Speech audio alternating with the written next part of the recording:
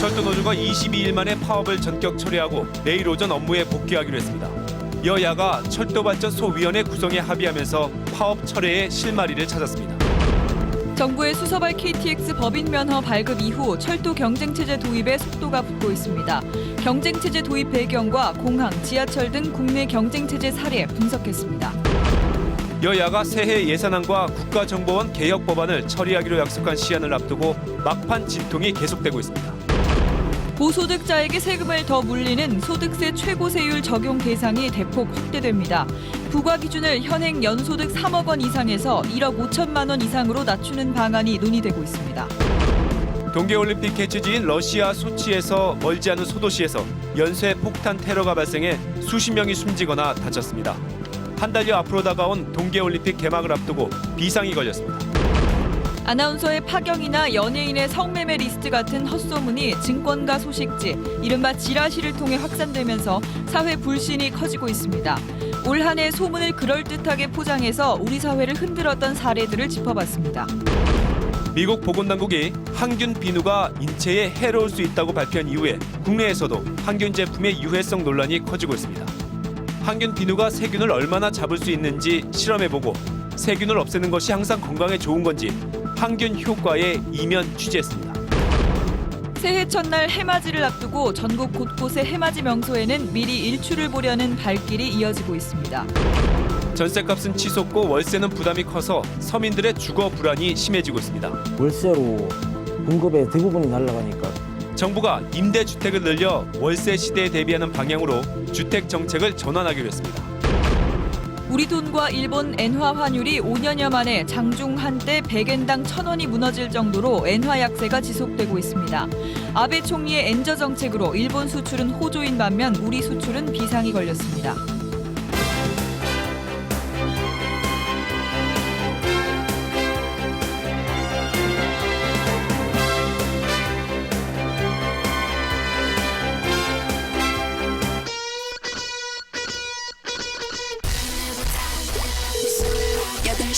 뉴스 볼 시간, 친절한 노티스리가 8시를 알려드립니다.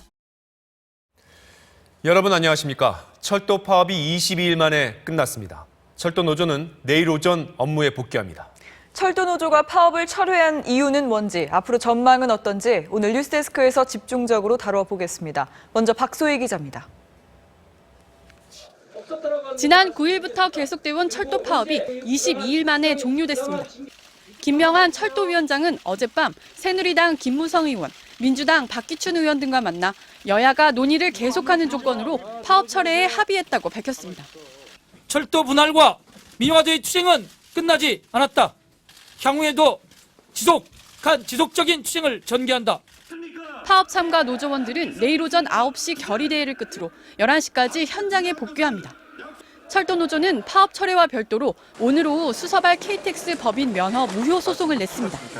하지만 노조의 복귀 결정에도 철도 운행 정상화에는 시간이 걸릴 것으로 보입니다.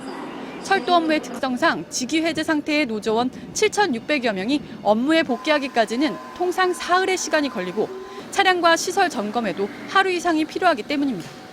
코레일은 당분간 기존의 대체 인력을 그대로 유지하며 순차적으로 열차를 증편할 방침입니다. 코레일은 철도 운행이 완전 정상화되기까지는 일주일가량 걸릴 것으로 전망하고 있습니다. 다만 수도권 전동열차는 차량 원위치에 많은 시간이 걸리지 않아 열차 운행률이 빨리 높아질 전망입니다. MBC 뉴스 박소희입니다.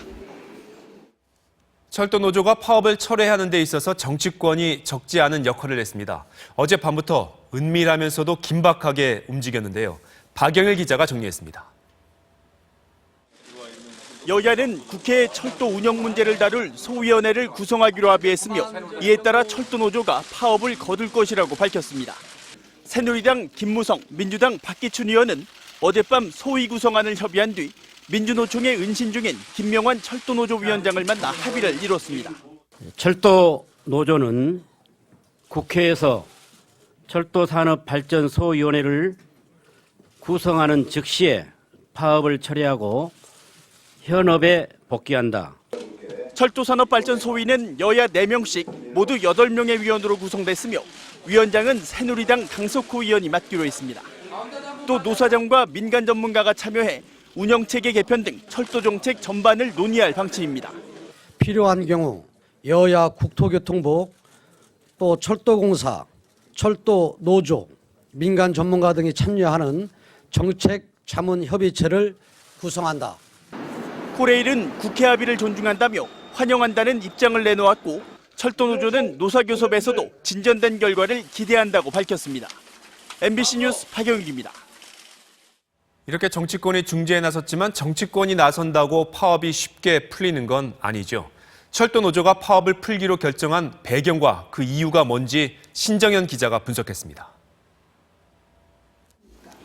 최연의 코레일 사장이 지난 27일 최후 통첩을 던진 뒤 철도 노조의 복귀율은 하루 사이 2배 가까이 뛰었습니다.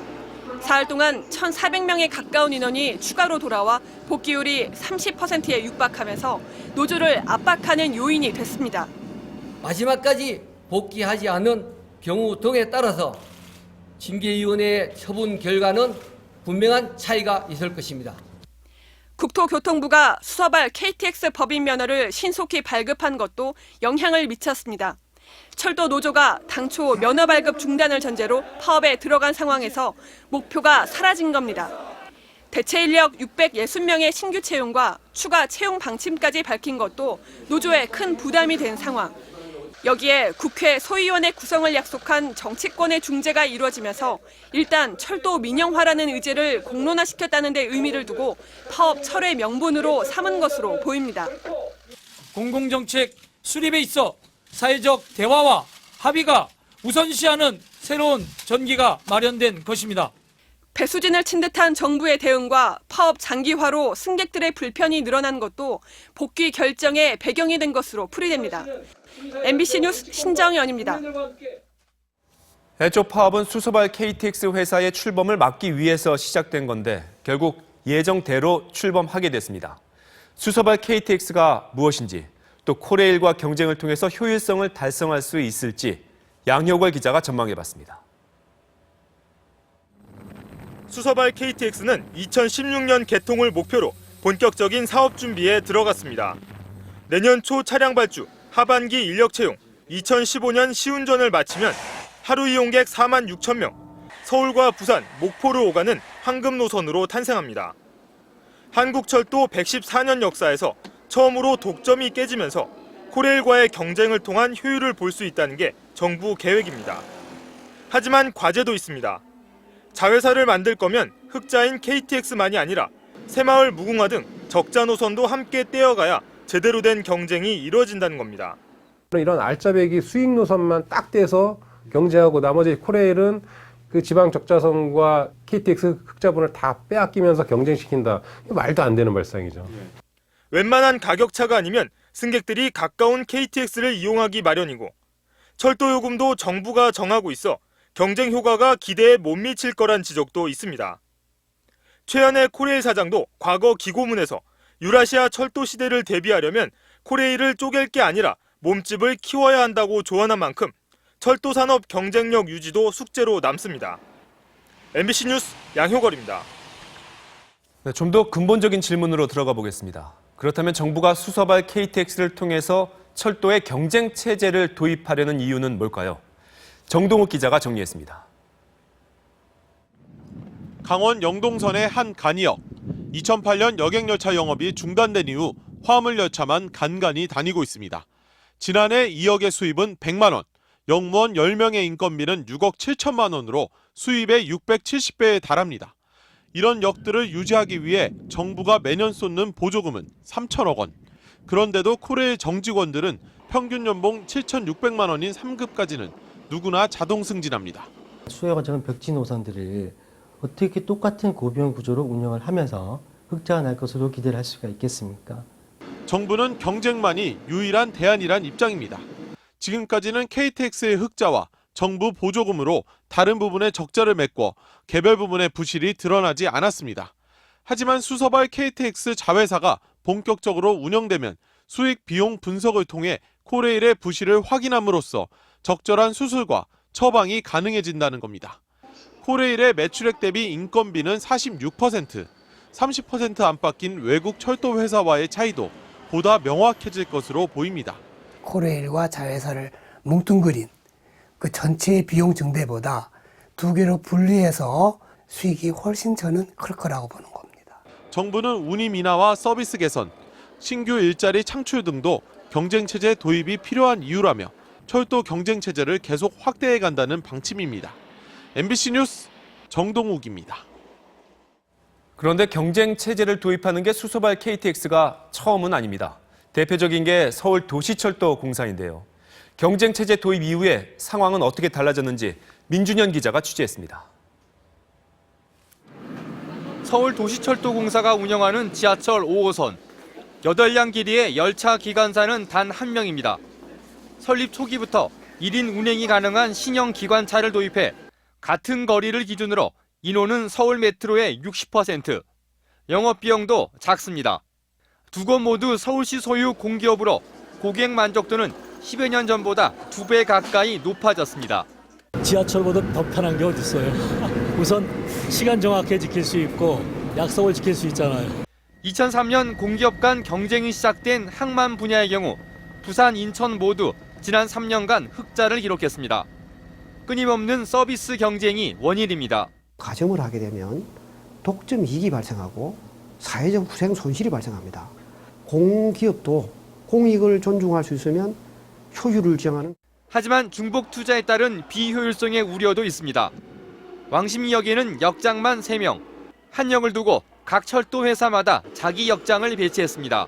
두 회사로 쪼개서 하다 보니까 이 인력이라든지 업무의 중복이라든지 시설의 문제라든지. 정부는 논란 속에 이번 수서발 KTX로 경쟁 체제 도입에 성공한 만큼 다른 공기업 분야의 개혁에도 탄력을 받을 것으로 보입니다. MBC 뉴스 민준현입니다. 정치권 개입으로 파업은 끝이 났지만 아직 불씨는 남아 있습니다.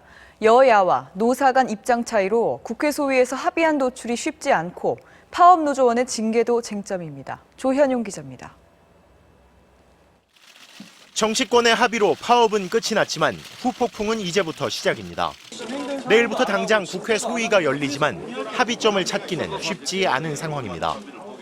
민영화 방지 법안을 주장하는 야당과 경쟁체제 강화를 주장하는 여당의 입장차가 여전합니다. 민영화는 이미 정부에서 하지 않겠다고 국민에게 공표를 한 사안입니다. 그러니까 그것은 문제가 될 일이 없다는 점을 말씀드립니다. 노조에서도 어느 정도 동의가 될 수 있고 또 국민도 마찬가지고 여야가 함께 동의할 수 있는 그런 결과물이 나왔으면 좋겠다는 기대감이 있습니다. 파업 참가자에 대한 징계와 사법 처리도 쟁점입니다. 정부와 코레일은 파업 철회와 상관없이 중징계를 전제로 철도노조 집행부 490명을 징계위에 회부했습니다. 2009년 9.1 파업 당시 중징계를 받은 철도노조원은 파면 20명에 해임이 149명. 22일간 계속된 이번 파업의 경우엔 더 많은 해고나 파면이 내려질 거란 관측이 나오고 있습니다. 정부의 강경 입장에 반발한 노동계가 내년 2월 대통령 취임 1년에 맞춰 대정부 투쟁을 추진하겠다고 밝힌 바 있어 파업 철회 이후에도 여전히 뜨거운 불씨를 남겨두고 있습니다. MBC 뉴스 조현영입니다. 여야, 코레일 노사 간 협상과 별개로 사법당국의 기조는 강경합니다. 노조 지도부에 대한 체포영장 집행은 물론 파업 과정에서 벌어진 불법 행위에 대해서도 끝까지 책임을 묻겠다는 방침입니다. 박성원 기자입니다. 민주노총을 둘러싼 경찰 병력은 파업 철회 소식에도 전날보다 늘어나고 있습니다. 김명환 철도노조 위원장이 건물 밖으로 나올 경우 체포하기 위해서입니다. 박태만 수석 부위원장이 머물고 있는 서울 조계사 앞에도 일부 노조 간부가 있는 민주당사에도 경찰력은 집중 배치됐습니다. 지금까지 체포영장이 발부된 철도 노조원은 김 위원장을 비롯해 34명, 검찰은 지금까지 발부된 체포영장은 원칙대로 집행할 것이라며 파업 철회와 수사는 별개라고 밝혔습니다. 또 지금까지의 불법 행위에 대해서는 법과 원칙에 따라 엄정하게 책임을 묻겠다면서 코레일이 업무방해로 고소한 적극 가담자 200여 명과 민주노총 본부 진입을 방해한 민주노총 관계자 138명에 대한 수사도 계속하겠다는 뜻을 내비쳤습니다. 코레일 역시 파업으로 생긴 손해를 노조가 물어내야 한다며 소송을 계속하겠다고 밝혔습니다. 파업 시작부터 지난 16일까지 계산한 손해배상액만 77억 원, 복귀 시점까지 따지면 최소 200억 원대 소송이 제기될 것으로 추산됩니다. 코레일은 또 철도 노조의 건물과 예금 등에 대한 116억 원의 가압류 소송도 철회하지 않겠다고 덧붙였습니다. MBC 뉴스 박성원입니다. 파업이 끝난 오늘도 화물열차 탈선 사고가 일어났습니다. 경부선 열차 운행에는 지장이 없는 것으로 파악되고 있습니다. 손병산 기자입니다. 오늘 오후 5시 50분쯤 경기도 의왕시 오봉역을 출발해 충북 제천으로 가던 화물열차가 송탄역에 조금 못 미친 지점에서 탈선했습니다. 열차는 모두 21량짜리로 끝에서 두 번째 차량이 철로를 벗어났습니다. 시멘트 수송을 마치고 돌아가는 길이어서 화물칸은 모두 비어있는 상태였고 인명피해도 없는 것으로 알려졌습니다. 코레일 측은 바퀴와 바퀴를 이어주는 차축이 끊어지면서 사고가 난 것으로 보인다며 즉각 복구 인력을 파견했습니다. 또 열차에는 팀장급 지도기관사 1명과 대체 인력으로 투입된 지도기관사 1명이 타고 있었다고 밝혔습니다. 기관사가 2명이 타요. 한 사람은 진짜 기관사로 타고 두 기관사가 대체예요. 코레일은 해당 구간 4개선로 가운데 사고가 난 하행선 1개선로를 막고 복구 작업을 벌이고 있다면서 나머지 3개선로를 이용해 다른 열차가 통과하고 있어 운행에 지장은 없다고 설명했습니다. MBC 뉴스 손명산입니다. 박근혜 대통령은 국회에서 예산안이 오늘 꼭 통과돼야 한다고 말했습니다. 일본 아베 총리의 야스쿠니 참배에 대해선 날선 비판을 내놨습니다. 박성준 기자입니다. 박 대통령은 여야가 새해 예산안을 오늘 처리하기로 지난주에 합의한 만큼 약속대로 처리해야 한다고 밝혔습니다. 어렵게 살려낸 경제 회복의 불씨를 확산시켜서 본격적으로 국민들의 일자리와 소득을 늘리는 기폭제가 될 것이라고 생각합니다. 경제 살리기, 민생 법안들의 조속한 처리도 거듭 요청했습니다. 아베 일본 총리의 야스쿠니 신사 참배에 대해서는 새해에는 과거사 상처를 헤집어 국가 간 신뢰를 무너뜨리고 국민 감정을 악화시키는 행동이 없었으면 한다며 단순한 1등과 품격의 인류는 엄연히 다르다고 지적했습니다.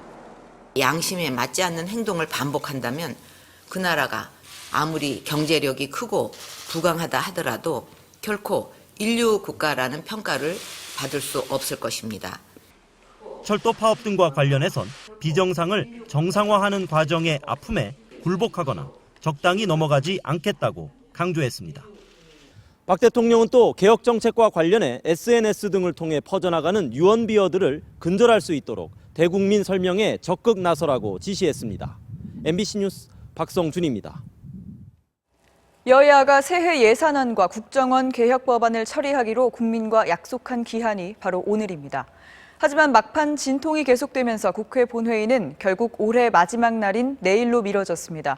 국회 중계차 나가 있습니다. 조영익 기자 현재 상황 전해주시죠. 네, 오후 2시로 예정됐던 국회 본회의는 아직까지도 열리지 못하고 있습니다. 여야 의원들에게는 현재 국회 대기런까지 내려져 있는 상태입니다. 여야는 가장 큰 쟁점인 국정원 개혁 법안에 대한 입장차를 좁히지 못하고 있습니다. 정보관의 정부기관 상시 출입 금지를 놓고 새누리당은 내부 규약만으로도 충분하다는 입장이지만 민주당은 법으로 명시해야 한다고 맞서고 있습니다. 나머지 쟁점들에 대해선 대부분 조율을 이룬 상태입니다. 세법 개정안의 경우 민주당 요구대로 소득세 최고세율이 적용되는 과표 기준을 현행 3억 원 초과에서 1억 5천만 원 초과로 낮추기로 했습니다. 양도세 중과세는 새누리당 의견을 반영해 폐지하기로 잠정 결론을 내렸습니다.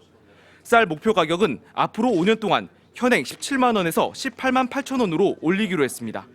여야는 국정원 개혁 법안에 대한 합의가 이뤄지는 대로 본회의를 열어 예산안과 법안을 처리할 계획이지만 합의가 실패할 경우 오늘 처리가 무산될 가능성도 있습니다. 지금까지 국회에서 MBC 뉴스 조영익입니다. 미국의 억만장자 워렌 버핏. 자신에게서 세금을 더 걷어가라고 자청해서 화제가 됐었죠. 고소득자에 대한 중과세를 그래서 버핏세라고도 부르는데요. 우리나라에선 2년 전 도입됐는데 이번에 그 과세 대상을 더욱 넓히기로 했습니다. 박영애 기자가 보도합니다. 우리 소득세 기준은 5구간으로 나뉩니다. 소득세를 계산하려면 각 구간에 해당하는 소득마다 세율을 곱한 뒤 다 더하면 됩니다. 특히 연 3억 원이 넘는 소득분에 대해선 최고 세율인 38%, 바로 한국판 버핏세를 부과하는데요. 세금 매길 대상 금액만 2억 원인 고소득자의 경우 지금까지는 3억 원 기준에 못 미치니 최고 세율이 적용되는 소득부는 없었습니다. 그런데 이 버핏세 구간을 1억 5천만 원 이상으로 낮추게 되면 기준을 넘긴 소득분 5천만 원에는 최고 세율이 적용되면서 전체 소득세는 150만 원 늘어나게 됩니다. 이렇게 구간을 넓히면 최고 세율을 적용받는 대상자가 3만여 명에서 10만 명 이상으로 늘어 연간 3천억 원 이상 세수가 늘어납니다. 근로자 평균 임금 대비 약 10.65배에 달합니다. OECD 평균이 3.12배임을 감안하면 대단히 격차가 크다고 할 수 있겠는데요. 이번 개편으로 그 격차를 상당히 줄일 수 있을 것으로. 여야는 정부가 4일 부동산 대책에 밝힌 대로 현재 유예 중인 다주택자의 양도세 중과는 내년부터 아예 폐지하고 대기업 법인세는 아무리 공제를 받아도 최소 17%는 내도록 최저치를 1%포인트 높이는 등 방안에도 잠정 합의했습니다. MBC 뉴스 박용혜입니다. 러시아에서 하루 만에 2건의 자살 폭탄 테러가 발생해 30명 가까이 숨졌습니다. 소치 동계올림픽이 40일도 남지 않은 상태여서 러시아에 비상이 걸렸습니다. 고은상 기자입니다. 기차역 안에서 20m가 넘는 불기둥과 함께 강한 폭발이 일어납니다. 현지 시간으로 어제 낮 12시 반쯤 러시아 볼고그라드 기차역에서 TNT 10kg 폭발력의 테러가 발생해 17명이 숨지고 40명 넘게 다쳤습니다. 20시간 뒤인 오늘 아침 8시쯤 또다시 시내를 운행 중이던 전기버스에서 폭탄이 터져 최소 10명이 숨지고 25명이 다쳤습니다.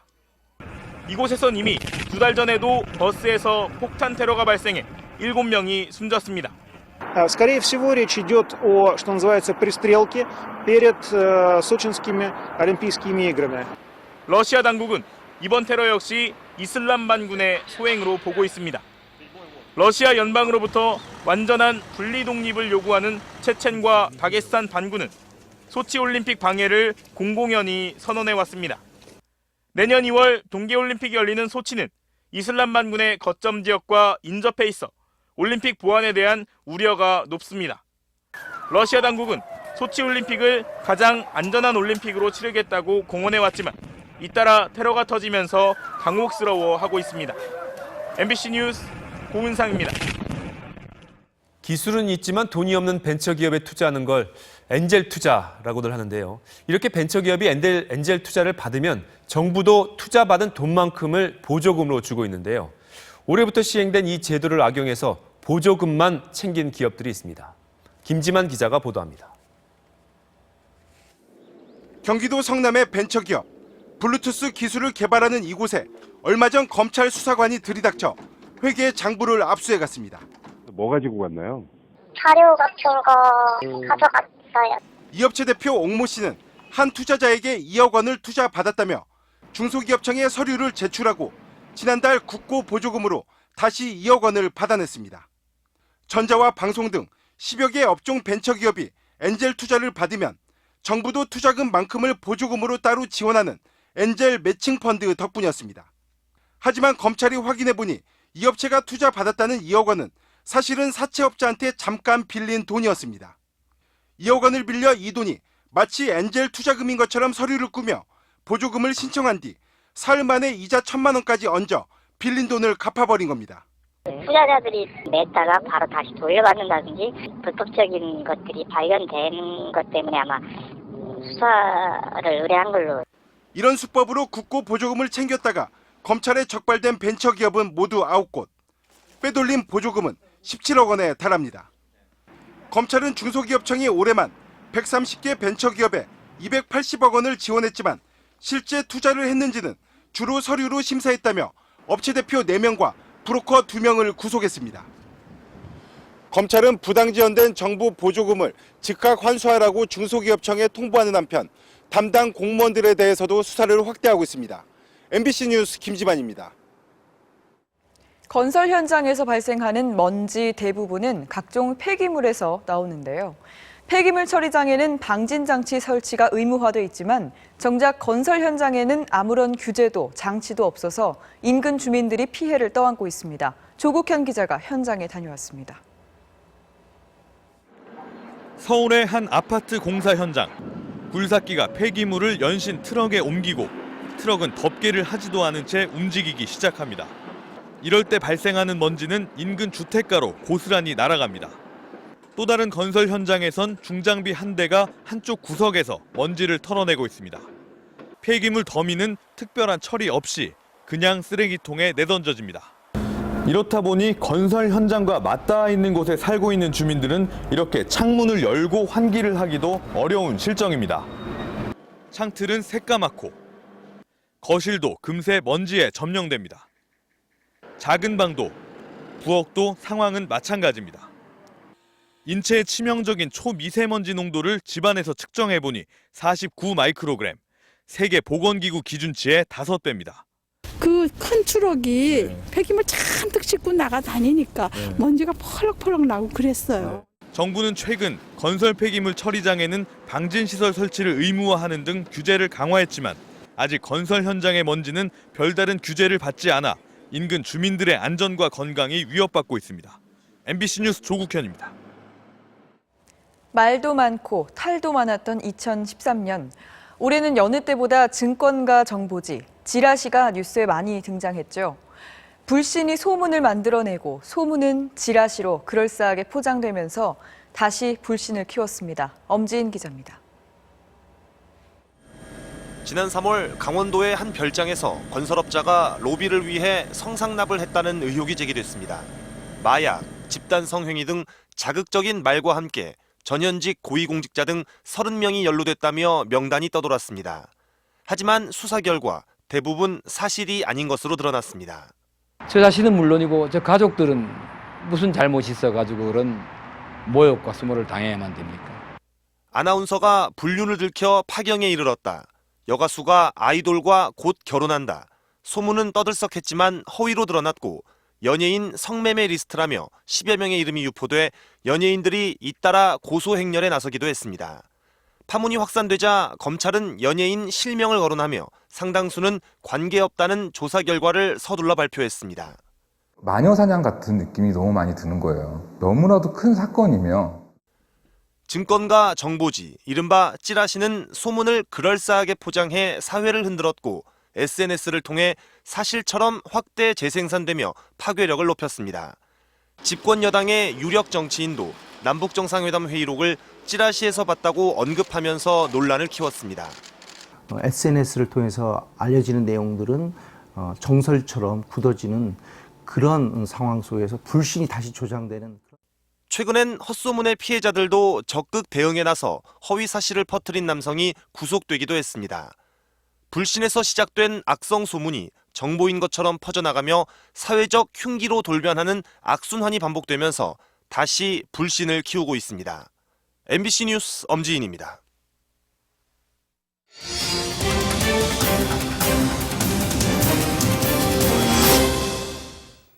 요즘 위생에 신경 많이 쓰다 보니 세균 잘 없앤다는 항균 제품 몇 개씩은 가정에 두고 쓰시죠. 돈을 조금 더 주더라도 이 항균이란 말을 믿고 샀는데 이런 제품들 때문에 오히려 건강을 해치게 된다면 어떨까요? 오늘 뉴스플러스는 항균 제품의 효과와 그 이면을 취재했습니다. 먼저 박종욱 기자입니다. 비누와 주방용 세제는 물론 아이들 물티슈까지 마트 진열대는 항균을 내세운 제품들로 넘쳐납니다. 99.9% 유해세균을 없애준다는 말에 소비자들은 솔깃합니다. 더 편한 것도 있고 일단 세균 때문에 그냥 끝이 씻기는 것 같아요. 씻겨지는 것 같아서. 가장 많이 팔리는 항균 비누 2종과 일반 비누의 항균 효과를 실험해봤습니다. 식중독 세균인 대장균과 황색 포도상구균에 각각 비누액을 집어넣고 남은 세균을 비교했더니 한 항균 비누는 대장균을 많이 없애긴 했지만 황색 포도상구균에는 일반 비누에 비해 특별한 효과가 있지 않았습니다. 반대로 다른 항균 비누는 황색 포도상구균을 거의 제거한 반면 대장균에는 별 영향을 끼치지 못했습니다. 광고하는 것만큼 다 효과적으로 작용하는지에 대해서는 의심이 들고요. 일반 물비누보다도 오히려 효과가 없는 경우들도. 뿐만 아니라 항균 비누는 유익한 세균까지 없애기도 합니다. 유산균을 넣고 실험한 결과 일반 비누에는 유산균이 상당히 남아 있었지만 두 항균 비누에서는 모두 제거됐습니다. 우리 몸에는 대장의 4,000종, 치아의 1,300종 등 확인된 세균만 10,000종 정도가 살고 있습니다. 수로는 100조마리, 무게는 2kg으로 추정되는데요. 세균이라면 모두 나쁜 것으로 여기기 쉽지만 실제로는 좋은 세균이 상대적으로 더 많고 또 이 세균들이 조화를 이루어 건강을 지켜주고 있습니다. 그런데 항균 제품은 이 균형을 깨뜨릴 수도 있습니다. 신지영 기자가 항균의 이면을 취재했습니다. 요즘 놀이터에서는 모래를 찾아보기가 어렵습니다. 모래에 병균이 많아 해롭다며 우레탄을 깔았기 때문입니다. 하지만 한쪽에서는 지나친 청결이 오히려 건강엔 좋지 않다는 주장도 나오고 있습니다. 실제 서울 강남권에 거주하는 사람일수록 A형 간염 항체를 가진 비율이 떨어진다거나 천식, 아토피 같은 알레르기 질환의 발병률이 시골보다 대도시가 더 높다는 연구 결과도 있습니다. 청결이 강조되는 환경에서 역설적으로 위생 문제가 생긴 겁니다. 멸균 상태에서 살 필요는 없는 거죠. 그리고 그래서 이제 안티박테리얼 여러 가지 그러한 그 소독제들이 둘러싸이는 곳에 살 필요는 없다는 거죠. 항균, 살균 제품의 화학 성분은 인체에 나쁜 영향을 줄 수도 있습니다. 수백 명의 생명을 앗아간 가습기 살균제가 대표적인 사례입니다. 하지만 우리나라는 항균, 살균 제품이 공산품으로 지정된 경우가 많아 상대적으로 안전성 검증이 소홀하다는 지적이 많습니다. 심지어 미국 FDA가 최근 유해성을 경고한 항균 비누도 우리나라에서는 대부분 공산품으로 분류돼 있습니다. 공산품에서는 이 케미칼의 안전성에 관련돼서 많은 규제를 하지 못하고 있는 게 사실이고요. 그러나 화장품 영역에서는 허용 농도 개념으로 관리를 하고 있습니다. 인체에는 무해하고 나쁜 세균만 골라 죽이는 물질은 아직 존재하지 않습니다. 때문에 맹목적으로 항균, 살균에 몰두하는 건 우리의 면역력을 약화시키고 세균들의 내성을 키울 수 있다고 전문가들은 경고합니다. MBC 뉴스 신지영입니다. 올해 가장 마지막 해는 어디서 지고 또 새해 첫 태양은 어디서 맨 처음 떠오를까요? 우리나라의 지역별 해넘이와 해맞이 시간을 정준욱 기자가 알려드리겠습니다. 계산년 마지막 해가 서울 기준으로 내일 저녁 5시 23분에 집니다. 5시 35분엔 육지에서 가장 늦은 해가 진도 세방낙조에서 떨어지고 5분 뒤 서해 신안 가거도를 마지막으로 완전히 사라집니다. 새해 첫 태양은 남동쪽 바다에서 떠오릅니다. 오전 7시 26분 독도에 이어 육지에선 7시 31분 울산 간절곶과 방어진에서 첫 해가 뜹니다. 제주 성산 일출봉, 강릉 경포대 순으로 밝아져 서울 해돋이는 7시 46분 46초입니다. 산에 오르면 조금 더 빨리 해를 맞을 수 있습니다. 북한산 백운대에선 도심보다 6분, 지리산 천왕봉 9분, 설악산 대청봉은 8분 일찍 해돋이가 시작됩니다. 날씨도 순조롭습니다. 전국 대부분 지방에서 일몰과 일출을 볼 수 있겠습니다. 다만 중국 스모그 영향으로 내일 전국 미세먼지 농도가 약간 나쁨 단계로 악화될 수 있으니 호흡기 환자나 노약자는 장시간 외출을 삼가는 게 좋습니다. 또 저녁 무렵 서울과 중부지방에 눈이나 비가 조금 올 수 있어 교통안전에도 주의가 필요합니다. 새해 첫 주는 큰 추위 없이 포근할 것으로 기상청은 전망했습니다. MBC 뉴스 정준욱입니다. 이번엔 해맞이 명소들을 알아보겠습니다. 해맞이 하면 이 정동진을 먼저 떠올리시겠지만 곳곳에 숨겨진 해맞이 명소가 많습니다. 박철련 기자가 소개합니다. 야트막한 산자락 위로 햇님이 조심스레 모습을 드러내면 붉게 빛나는 해그림자가 넘실대는 바다 위로 길다랗게 길을 만듭니다. 서울에서 1시간 남짓, 서해의 작은 마을에서 만나는 뜻밖의 일출입니다. 독특한 지형 덕분에 서해인데도 떠오르는 해를 감상할 수 있습니다. 서해에서 어쨌든 유일하게도 이 일출과 일몰, 그리고 또 밤에 뜨는 달, 월출까지도 함께 볼 수 있는 강원도 정선의 중앙산맥을 휘감은 구름바다를 뚫고 떠오르는 한백산의 해돋이부터 북한산 산자락의 마을을 감싸고 따스하게 떠오르는 일출까지 떠오르는 해는 같지만 해를 만나는 느낌에는 차이가 있습니다. 해가 뜨는 현상 자체는 같지만 산의 꼭대기까지 올라가는 과정, 거기서 힘들었던 느낌, 그리고 추운 바닷바람을 맞으면서 기다리는 볼 때 그 느낌. 한국관광공사는 서울 소유도와 대구 압산, 대전 보문산과 목포 유달산 등 도심 속 일출 명소 4곳도 가볼 만한 곳이라고 추천했습니다. MBC 뉴스 박정현입니다. 우리나라 주택정책 근간이 크게 바뀝니다. 그동안 매매 중심의 1가구 1주택이 목표였다면 앞으로는 임대주택을 대폭 늘려서 다가올 월세 시대에 대비하는 방향입니다. 강민구 기자의 설명 들어보시죠. 서울 상암동의 5평 남짓한 원룸. 월급 200만 원인 사회초년생에게 보증금 4천만 원에 월세 20만 원도 버겁지만 월세가 언제 또 오를지 불안하기만 합니다. 월세로 봉급의 대부분이 날아가니까 주거비 지원이 많이 필요한 것 같습니다. 정부가 오늘 발표한 장기주택 계획은 이 같은 주거 불안정층에 초점이 맞춰졌습니다. 결혼이 늦어지고 고령 가구가 늘면서 1인 가구 비중은 4집 가운데 1집꼴. 전셋값 안정도 당분간 기대하기 힘든 만큼 임대주택을 늘려 월세 안정으로 정책 방향을 틀겠다는 겁니다. 월세 보증제를 확대해 월세를 떼일 걱정에 집주인들이 보증금을 올리는 것을 막고 월세 소득 공제도 내년부터 연 500만 원으로 늘리기로 했습니다. 기초수급자에게는 매달 8만 원에서 10만 원씩 주거급여도 지급할 예정입니다. 민간 임대 시장을 활성화하려면 수익성을 좀 보장해주기 위해서 세제 지원이라는 그런 인센티브를 강구를 하게 되는 거죠. 정부는 또 미분양이 속출하는 상황에서 단순히 공급량을 늘리기보다는 기존 도심주택을 고치는 맞춤형 정비 사업에 더 주력하기로 했습니다. MBC 뉴스 강민구입니다. 일본 엔화 가치가 계속 떨어지면서 오늘 장중한 때 원엔 환율 1,000원 선이 무너졌습니다. 5년 3개월 만입니다. 내년 우리 수출에 빨간불이 켜졌습니다. 백승우 기자입니다. 대형마트의 광어 판매 가격은 지난해보다 20%가량 떨어졌습니다. 고급 횟감으로 꼽히는 참치도 올해만 3차례 반값 행사를 벌였습니다. 일본에서도 좋아하는 생선인데 일본에 팔릴 게 저희 나라에 많이 풀리면서 가격이 많이 내려갔습니다.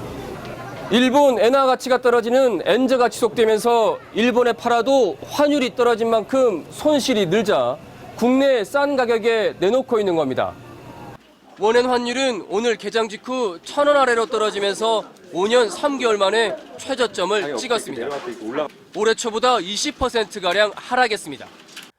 철강 제품과 휴대전화 등 대일 수출은 이미 20% 넘게 줄며 타격을 받고 있습니다. 반면 토요타 등 일본 자동차들은 영업이익이 최대 500% 증가하며 엔저 덕을 톡톡히 보고 있습니다. 엔화를 무제한 찍어내겠다는 윤정기 총리 아베 엔저 정책은 내년에도 계속될 것으로 예상됩니다.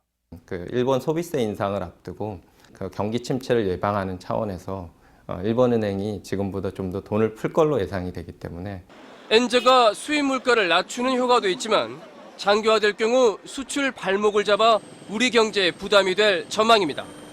MBC 뉴스 백승우입니다. 중국 최고 지도자인 시진핑 국가주석이 줄을 서서 만두를 사 먹는 모습에 중국 대륙이 열광하고 있습니다. 연출된 쇼라는 지적도 있지만 이른바 시진핑 만두를 먹겠다는 사람들로 만두 가게가 대박을 맞았습니다. 베이징에서 김대경 특파원이 보도합니다. 작은 만두 가게에 시진핑 중국 국가주석이 나타나 줄을 서자 손님들이 술렁입니다.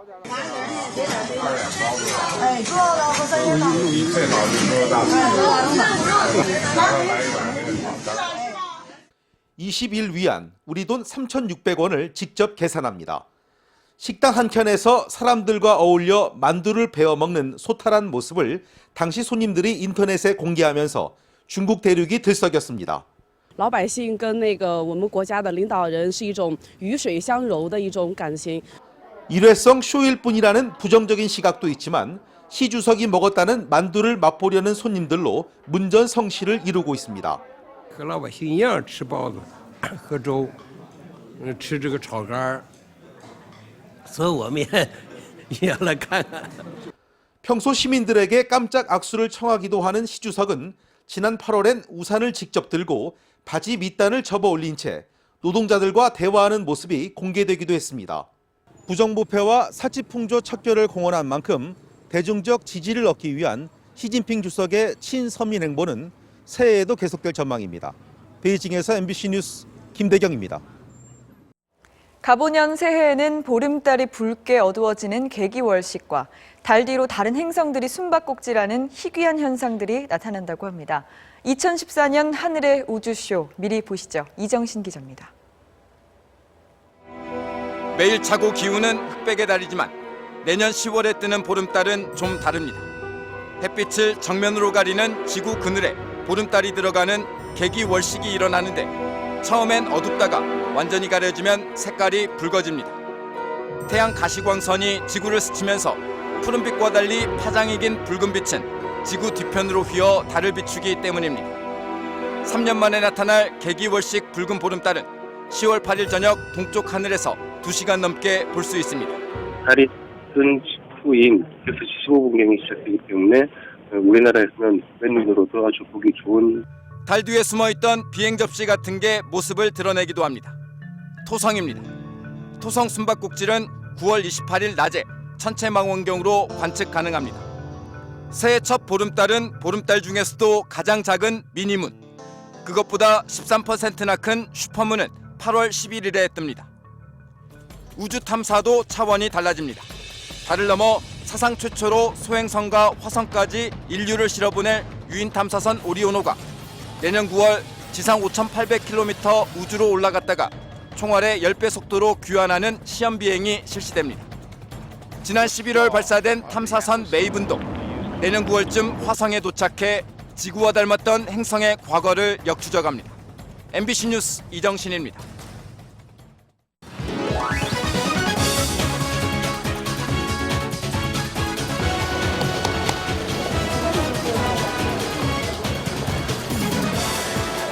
안녕하십니까. 스포츠 뉴스입니다.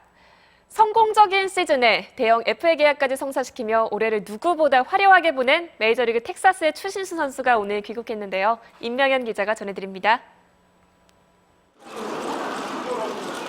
밝은 얼굴로 고국 땅을 밟은 추신수. 정말 만족스럽고 또 이렇게 계약까지 잘하게 돼서 다른 때보다 좀 더 의미 있는 한국 고향길 아닌가. 올 시즌 가장 기억에 남는 기록으론 300출루를 꼽았습니다. 그리고 모두가 주목한 텍사스 입단. 7년간 1억 3천만 달러의 계약이 성사됐을 때 눈시울까지 적셨습니다. 13년 동안 있었던 일들을 머릿속에 떠올렸는데 까지 오기 많이 힘들었죠. 그리고 또 이야기하면서 또 서로 이렇게 눈시울도 적고. 그 공은 모두 가족에게 돌리면서 특히 아내에 대한 애틋함을 전했습니다. 지금까지도 조금 미안하고 마음이 아픈 거는 제가 애가 셋인데 애 셋을 놓으면서 한 번도 산후조리를 한 적이 없다는 거. 텍사스에서 맡을 보직은 1번 타자 겸 좌익수. 자신감을 보이며 더 큰 목표도 밝혔습니다. 이번에 백을 하면서 또 그런 목표가 또 생긴 것 같아요. 그런 거에 대해서 너무 좋은 것 같아요. 이제 150, 또 200, 그러면 또 300까지 가겠죠. 추신수는 2주 동안 자선재단 설립 등 국내 일정을 소화한 뒤 1월 초 출국합니다. MBC 뉴스 임영현입니다. 홍명보 축구대표팀 감독이 한 해를 마무리하는 인터뷰를 갖고 월드컵에 임하는 포부를 밝혔는데요. 브라질 월드컵 본선에서 우리의 첫 승 상대를 러시아로 꼽았습니다. 정규묵 기자가 전해드립니다. 홍명보 감독은 16강 진출을 위해 승점 5점을 목표로 잡았습니다. 똑같은 1승 1무 1패로 독일과 남아공에서 각각 희비가 엇갈린 만큼 1승 2무가 안정권이라는 겁니다. 제가 옛날에 올림픽 1승 상대로는 러시아를 꼽았습니다. 1승의 상대가 러시아가 됐으면 좋겠어요. 왜냐하면 첫 경기이기 때문에 재물을 만들고 싶은 팀은 러시아예요. 지난 11월에 한번 붙어본 경험을 살려 필승 해법을 구상 중입니다. 러시아 대표팀이 국내파로만 이루어져 베일에 가려진 만큼 세밀한 선수 정보 수집에 심혈을 기울이고 있습니다. 특히 러시아 대표팀 감독을 역임한 히딩크 감독의 조언을 적극 활용할 계획입니다. 저희가 러시아에 대해서는 전혀 정보가 없거든요. 없으니까 이제 아까 말씀드린 그런 식으로 좀 데이터를 만들어 놓고 준비할 생각입니다. 홍 감독은 해외파의 역할을 강조하면서 박주영이 1월에 새 팀을 찾지 못하면 전력에서 배제될 거라고 못 박았고 가장 기대 이상의 모습을 보여준 선수로는 측면 수비수 김진수를 꼽았습니다. MBC 뉴스 정규묵입니다. 프로야구 3연속 통합 우승을 이끈 삼성의 류중일 감독이 2억 원의 통근 계부를 실천했습니다. 오늘의 영상입니다.